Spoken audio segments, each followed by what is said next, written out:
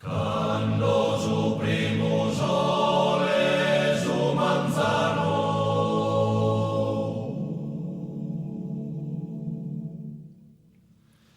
ti porri su saluto e sarbolio,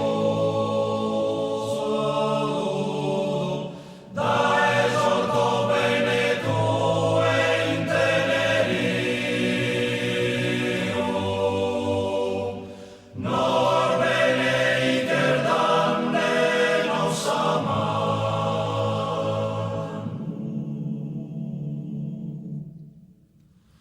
Bom, bom,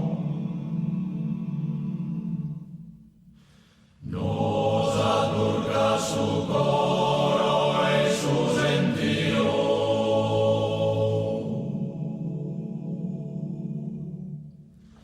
si sparge che son muscor de verano, semenande de pace vitiano, sastular de su tempus piscici.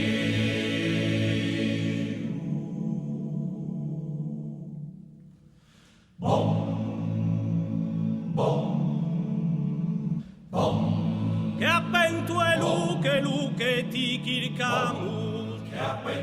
Questo documentario è stato pensato per un pubblico internazionale. Per quanti non sanno che nel Mediterraneo esiste un'isola chiamata Sardegna.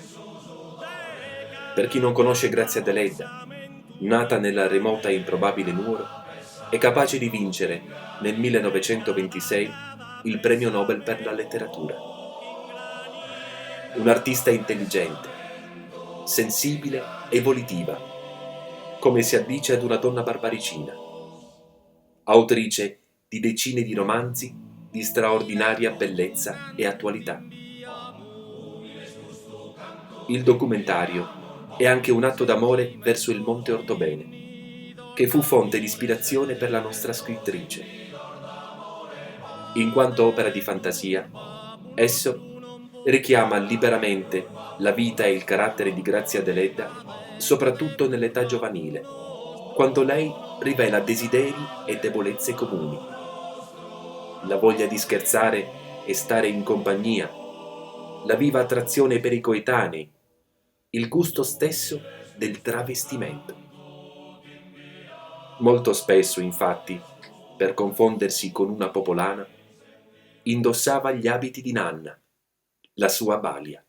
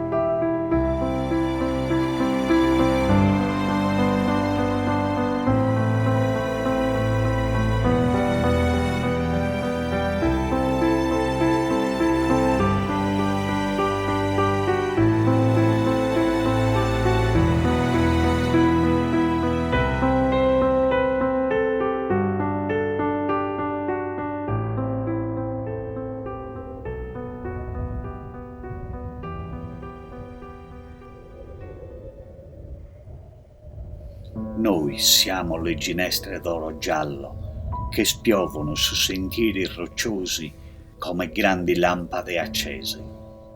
Siamo la solitudine selvaggia, il silenzio immenso e profondo, lo splendore del cielo, il bianco fiore del cisto. Siamo il regno ininterrotto del lentischio, delle onde che ruscellano i graniti antichi, della rosa canina, del vento, dell'immensità del mare. Siamo una terra antica di lunghi silenzi, di orizzonti ampi e puri, di piante fosche, di montagne bruciate dal sole e dalla vendetta. Noi siamo sardi.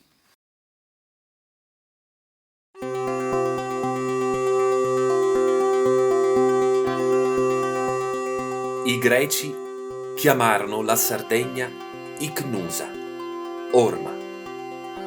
Quando Zeus creò la terra, raccolse le pietre rimaste, le scagliò in mare e ci saltò sopra pressando forte con il suo piede. Voilà, la Sardegna.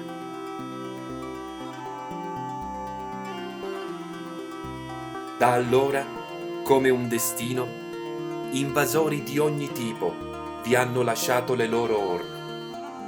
Fenici, cartaginesi, romani, saraceni, catalani, piemontesi. Eppure, ancora oggi, dopo 10.000 anni di testarda civiltà, la Sardegna mantiene intatta la sua spinosa, intransigente peculiarità. Persa tra l'Europa e l'Africa e appartenente a nessun continente, come D.H. Lawrence ben comprese. E questo essere tra, allo stesso tempo centrale e marginale nella storia e nella geografia, che colpisce ancora oggi i visitatori, facendoli innamorare. La Sardegna non è una terra qualsiasi, è Atlantide.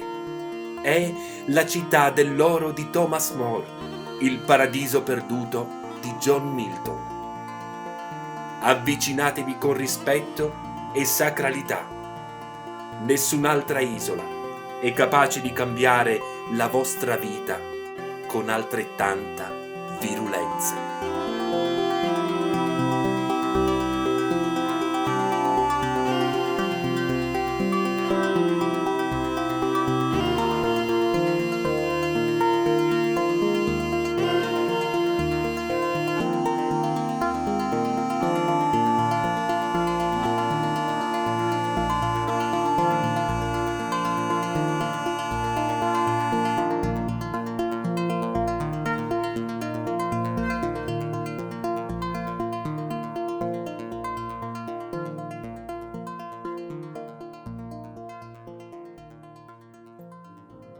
Nel 1927 una schiva donna barbaricina, rude e pensosa ma serena, si recò in treno a Stoccolma per ritirare il premio Nobel per la letteratura, conferitole un anno prima, nel 1926. Grazia Deledda, prima donna italiana a essere premiata col Nobel per la letteratura e seconda al mondo dopo la svedese Selma Lagerlöf, era nata nel 1871 a Nuoro, il centro della chiusa e misconosciuta Barbagia. Portava in dote a Stoccolma un'opera straordinaria, ancora oggi non adeguatamente approfondita, di incomparabile potenza e significato. La sua ispirazione poetica nasce e si alimenta all'Orthobene, la montagna che sovrasta Nuoro, rimanendole vicina e allo stesso tempo distante.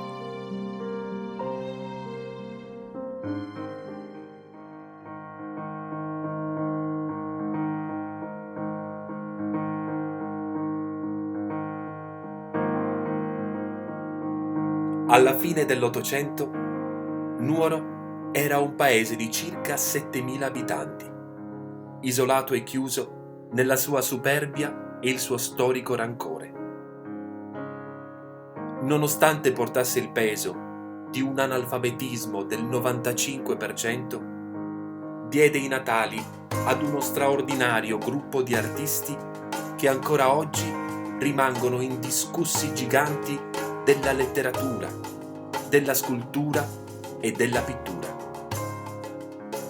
Con Grazia Deledda, Sebastiano Satta, Francesco Ciusa e Antonio Ballero, questo magico addensamento, arricchito nel Novecento da Salvatore Satta, ha fatto sì che Nuoro fosse chiamata, e ha ragione, l'Atene sarda.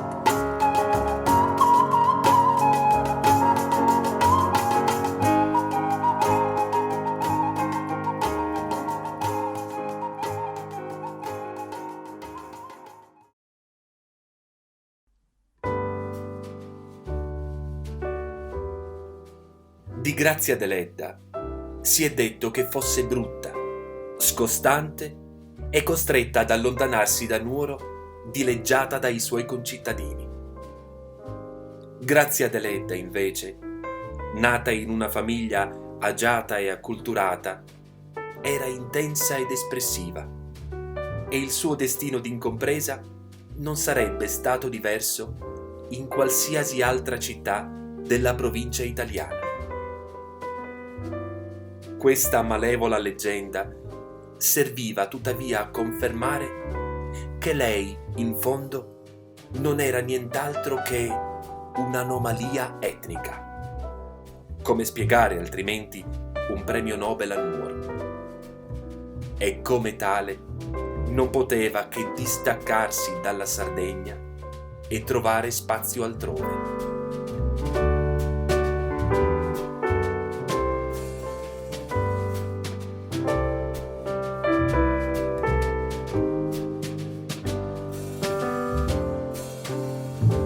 Grazia, una fanciulla bruna, seria, con gli occhi castani, limpidi e grandi, le mani e i piedi minuscoli, vestita di un grembiale con le calze di grosso cotone grezzo e le scarpe rustiche a lacci, più paesana che borghese.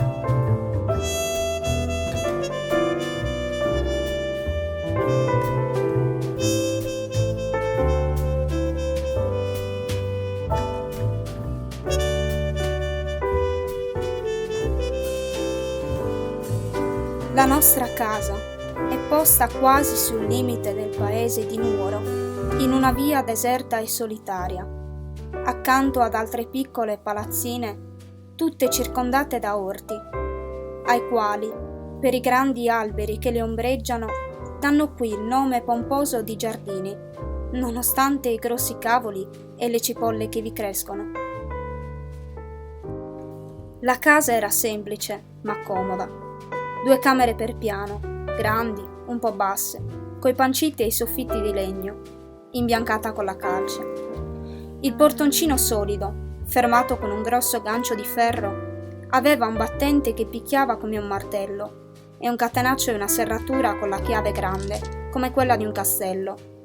Nel muro laterale, un grande portone, fermato anch'esso da ganci e stanghe, tinto di un color marrone scuro, dava sulla strada.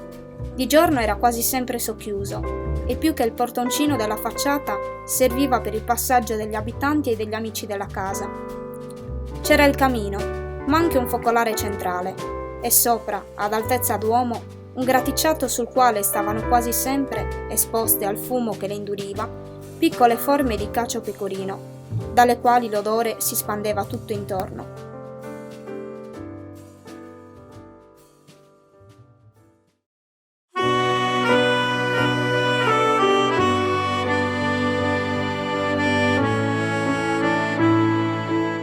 Gli scempi più grandi iniziarono negli anni 20 dell'Ottocento, a opera dei piemontesi e toscani. Per primi furono abbattuti gli alberi più pregiati e poi tutti gli altri. Il risultato fu una terra brulla e arida che anche nell'immaginario divenne il simbolo della Sardegna stessa.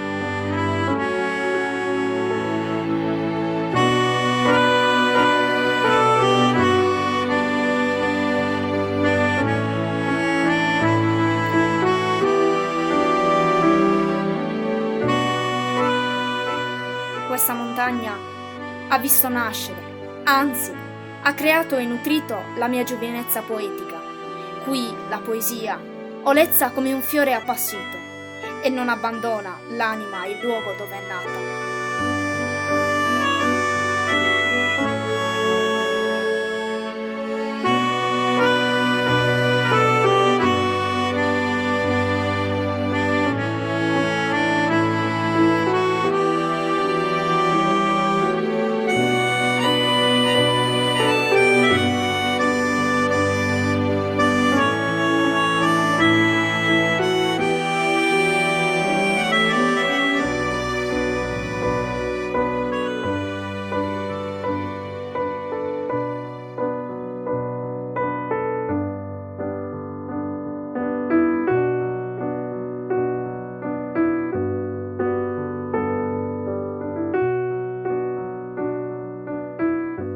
Salire sull'Orthobene, tra i boschi antichi e le vette pure, dove si è rifugiato lo spirito triste dell'isola che guarda gli orizzonti marini, aspettando l'aurora della civiltà. Si camminava per impervie mulattiere e per stretti e tortuosi sentieri senza vedere la cupola celeste. Ogni tanto, fra la fitta vegetazione, si apriva uno squarcio di luce in cui apparivano d'improvviso macigni enormi, di forme bizzarre e grottesche che mozzavano il respiro.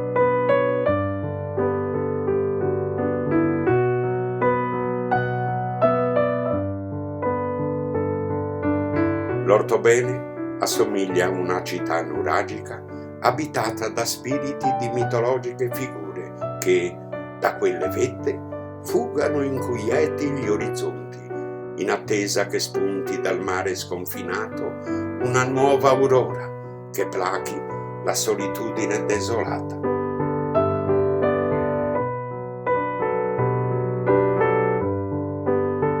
No, non è vero che l'Orthobene possa paragonarsi ad altre montagne. L'Orthobene è uno solo in tutto il mondo. È l'anima nostra, il nostro carattere, tutto ciò che vi è di grande e di piccolo, di dolce, puro e aspro e doloroso in noi.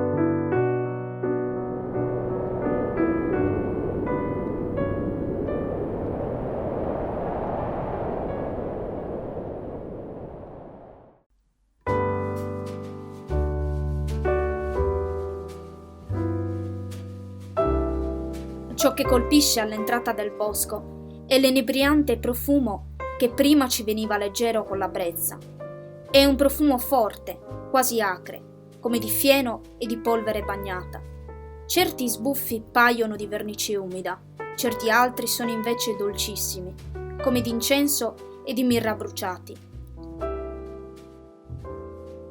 Come sono belli e pittoreschi i grandi alberi dai tronchi nodosi, incavati, ricoperti di muschio, dalle chiome che riunendosi formano una volta mobile con tante gradazioni ondeggianti, dal verde giallo al verde rossastro, dal verde chiaro quasi bianco al verde scuro quasi nero. Tra le foglie dal dorso e dalle venature grigiastre che cambiano di tono a ogni scossa di vento, scendono grandi rami d'ellera con le foglie eleganti di un verde molle e dorato, e da esse grosse gocciole d'acqua che scavano piccole fosse dove cadono.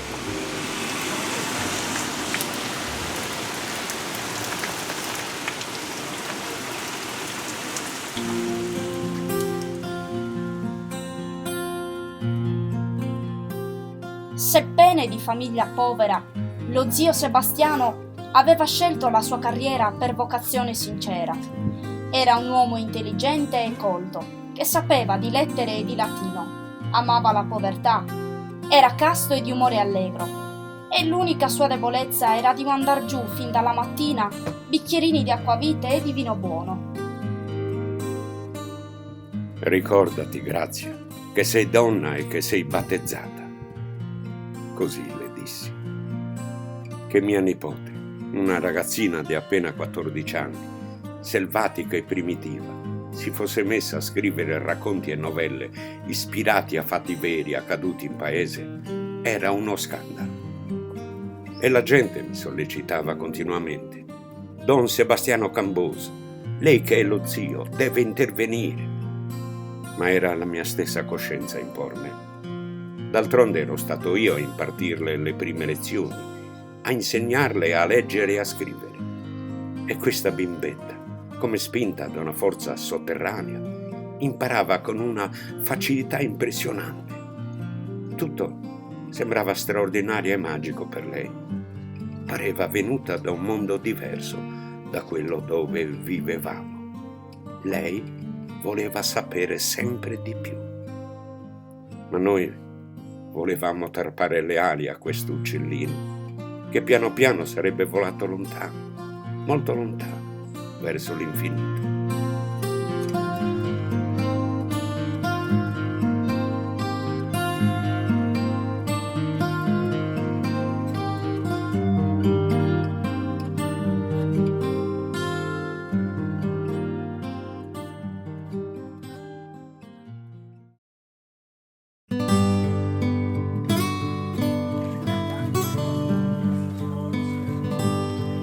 Una di queste gite fu memorabile. In quel giorno Grazia imparò più cose che in 10 lezioni del maestro. Il viaggio, circa 2 ore di salita per un sentiero appena tracciato tra i dirupi, gli avvallamenti e il bosco, fu fatto a piedi dalle ragazze, pazzamente felici ed ebbre di quella meravigliosa mattina di agosto. Una tappa fu alla sorgente d'acqua pura e luminosa come il diamante, che scaturiva in una piccola conca di pietre e si spandeva modesta e quasi furtiva tra le erbe. Già si sentiva il grido delle ghiandaie e l'aria sembrava un liquore profumato di menta. E da un castello di macigni, sopra i quali volteggiavano i falchi, vide una grande spada luccicante messa ai piedi di una scogliera, come in segno che l'isola era stata tagliata dal continente e tale doveva restare per l'eternità. Era il mare che Grazia vedeva per la prima volta. Ella avrebbe voluto restare lì, sullo spalto dei macigni, come la castellana nel solitario maniero, a guardare l'orizzonte in attesa che sulla riva balzasse, vestito dei colori del mare, il principe dell'amore.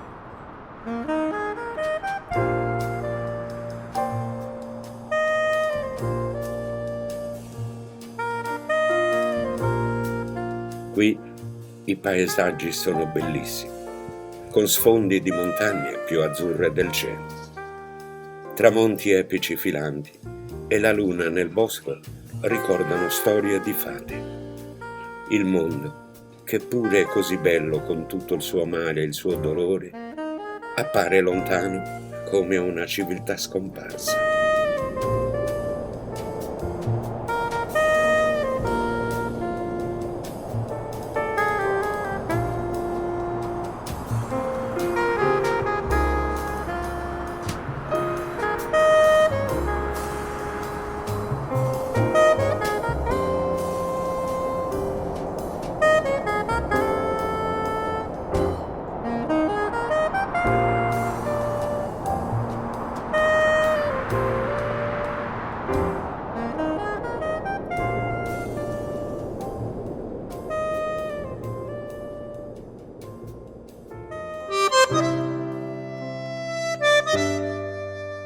Il suo primo amore fu Antonino, un bellissimo giovine dall'aria un po' beffarda, vestito inappuntabilmente con eleganza d'annunziana.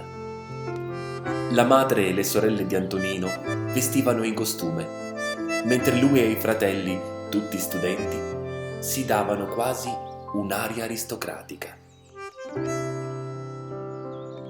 Aveva le mani bianche affusolate di donna e gli occhi pieni di sogni, e non era buono neanche a montare sulla giumenta sulla quale balzavano d'un salto le servette di casa per andare a prendere l'acqua alla fontana.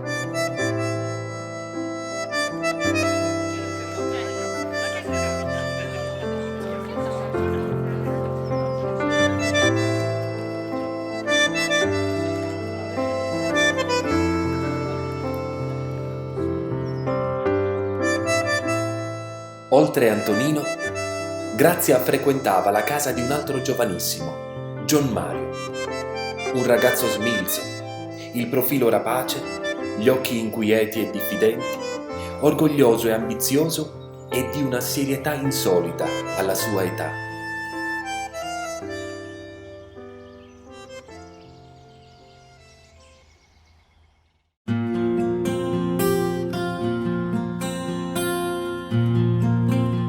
Nella chiesetta posta in cima e dedicata alla Madonna del Monte, Grazia abbozzava di nascosto le prime novelle, i primi personaggi, i primi racconti.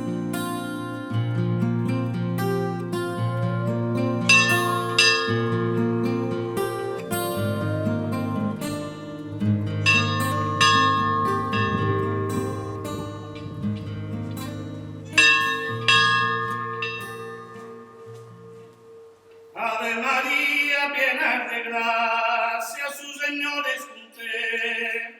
Por benditas es tu entre todas las seminas, e benedictus fructus es entraña tua Santa María, mamá de Dios, ruega por nosotros los pecadores, como in sola es amore de nostra.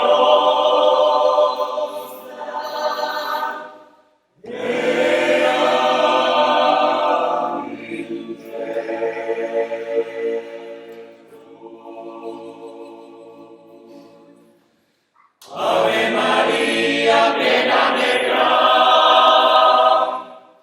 Ave María, piena de gracia, su Señor es con te. Por benditas es tu entre todas las espinas, y benedictus su fruto es entraña tua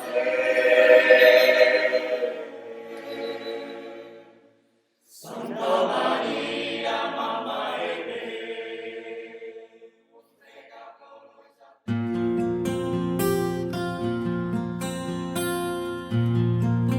Le dirò che sono una fanciulla, posso anche dire un'artista sarda, piena di buona volontà, di molta fede e coraggio. Sono anche assai giovane e forse perciò ho grandi sogni. Ho anzi un sogno solo, grande, ed è di illustrare un paese sconosciuto che amo intensamente, la mia Sardegna. Nell'ambiente in cui vivo, lontana da ogni centro letterario, nessuno mi aiuta a salire. Ho bisogno di una guida, ma solo per qualche altro anno ancora. Lo sento e lo dico senza falsa modestia. Avrò tra poco 20 anni. A 30 voglio aver raggiunto il mio scopo radioso, quale quello di creare da me sola una letteratura completamente ed esclusivamente sarda.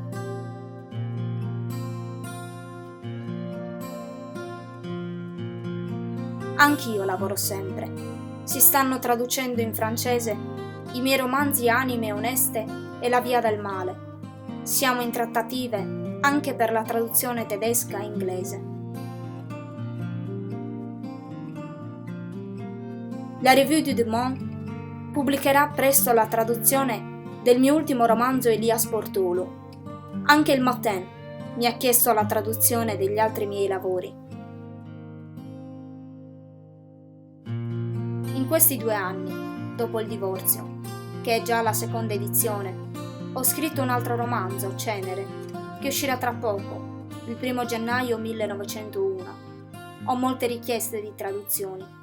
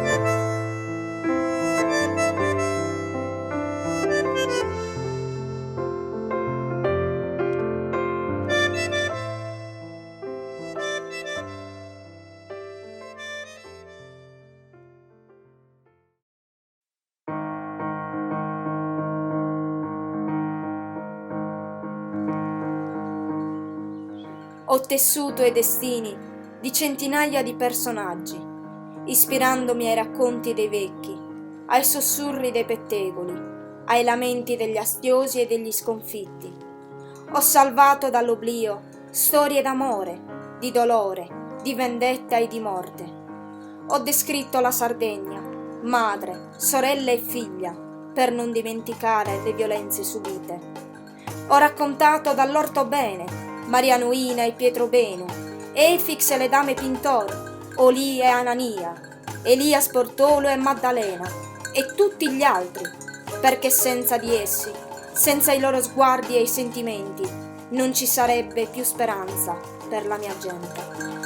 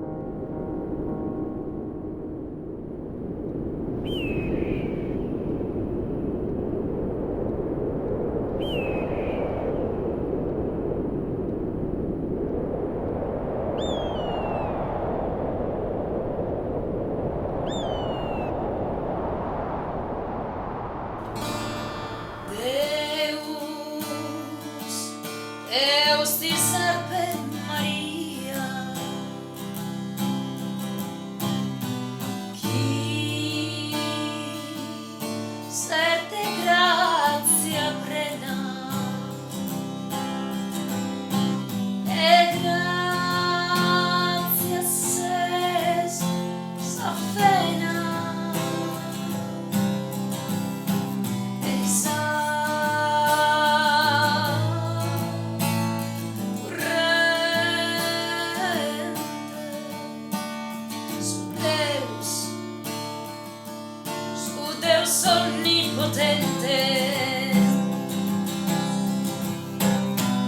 Tecus, un tecus est status, locita preservatum,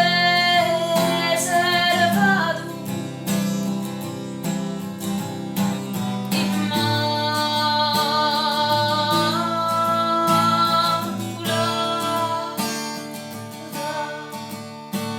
benedicta e laudata, sopradotto gloriosa, sermamo vita e sposa, Gesù, Signore.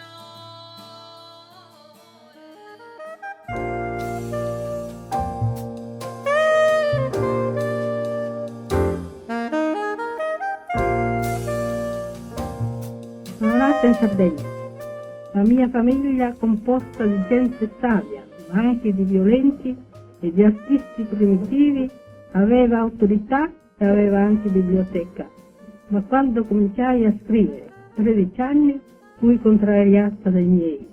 Il filosofo ammonisce: se tuo figlio scrive versi, correggilo e mandalo per la strada dei monti. Se lo trovi nella poesia la seconda volta, puniscilo ancora. Se fa per la terza volta, lascialo in pace, perché è un poeta. Senza vanità, anche a me è capitato così. Avevo un irresistibile miraggio del mondo. Ho avuto tutte le cose che una donna può chiedere al suo destino, ma grande sopra ogni fortuna la fede nella vita e in Dio. Grazie.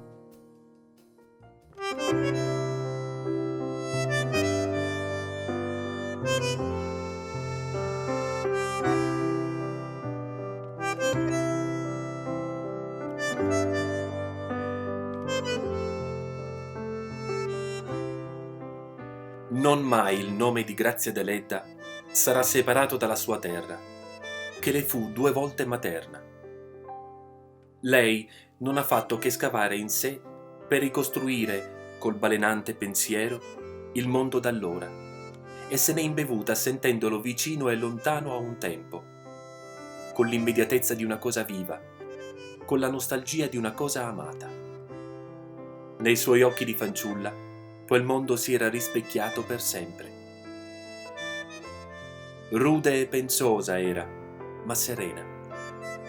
Chi parla di una Grazia Deledda avvolta di foschi silenzi non ha conosciuto la limpidezza di certi suoi sorrisi, lo schietto suono della sua risata. A vederla semplice e composta, e pur solenne come una regina, con la testa eretta contro l'alto schienale della poltrona, le mani congiunte sul grembo, la bella aureola dei capelli candidi quasi raggiante, rievocava la madre di famiglia dell'isola lontana, terra di tenace matriarcato, rigida custode del focolare e rispettata dominatrice.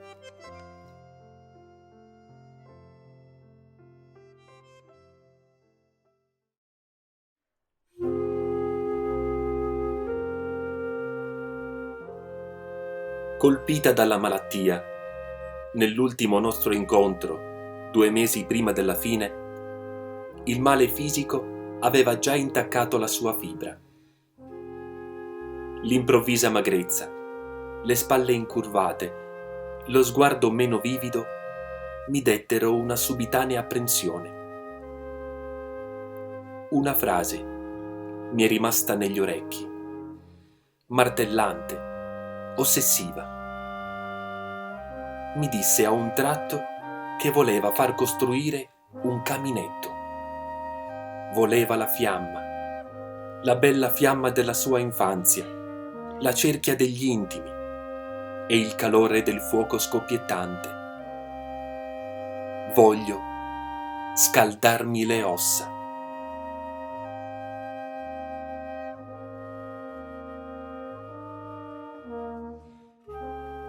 Avete visto il cielo all'Occidente? nel crepuscolo, dopo il tramonto del sole. Quella striscia splendida ma indefinita che lo fascia, mista di azzurro e di verde, di giallo e di viola, di color rosa e di oro come la madreperla. Imbrunisce. Il cielo limpido, immenso, smaltato dalle tremule trasparenze del crepuscolo, proietta le sue tinte verdognole, le sue sfumature.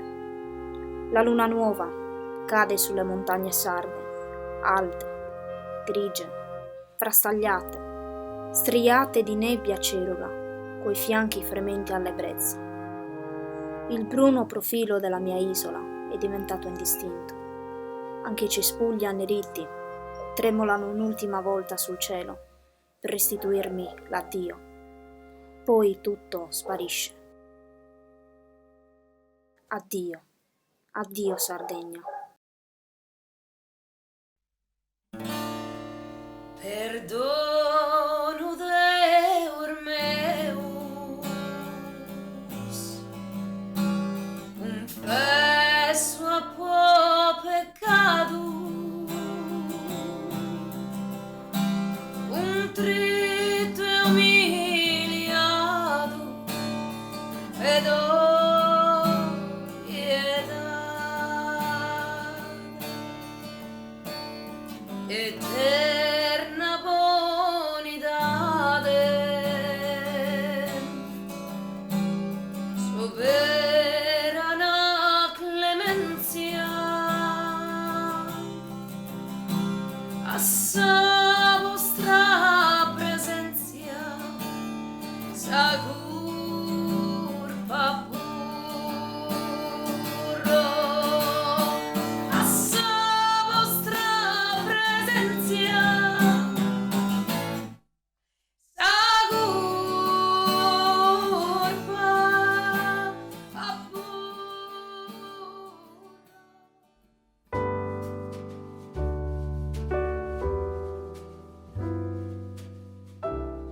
Non fatevi ingannare dalla grigia tomba di granito e dalle sue iscrizioni.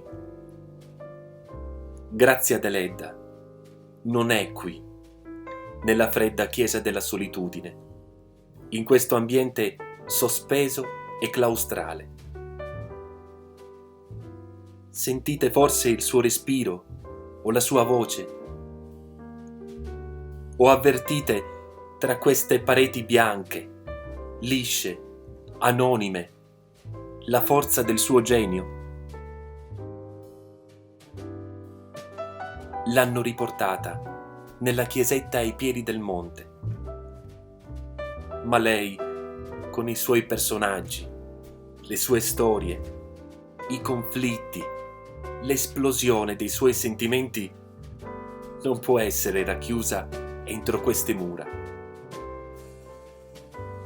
Lei si è incamminata di primo mattino nell'antico sentiero, che sale fonte dopo fonte, attraversando silenziose radure, boschi, antri e precipizi, per salire sino alla cima del Redentore. Cercatela nei pini che anticipano i suoi lecci, nei rocciai accavalcati che emergono forti e angoscianti, nello scorrere dei panorami verso Rune, Lula, Galtellì e il mare lontano. Quando l'orizzonte si allarga verso Orgosolo, Fonni e il profilo del Gennargentu, ecco che lei si inebria e respira, di nuovo felice, di nuovo a casa. Sentite il profumo dell'armida, delle ferule, delle ginestre, del muschio, dei ciclamini.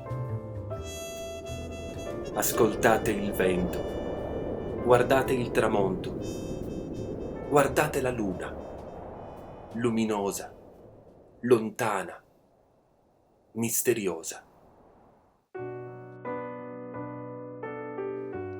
Grazia Deledda vive ancora in questo monte dimenticato, tenuto discosto. Questo ortobene che ogni giorno ricorda la nostra incapacità di mettere a frutto la sua eredità, la nostra incapacità di cambiare, nonostante ci siano spiriti e giganti a guidarci e a indicarci il sentiero.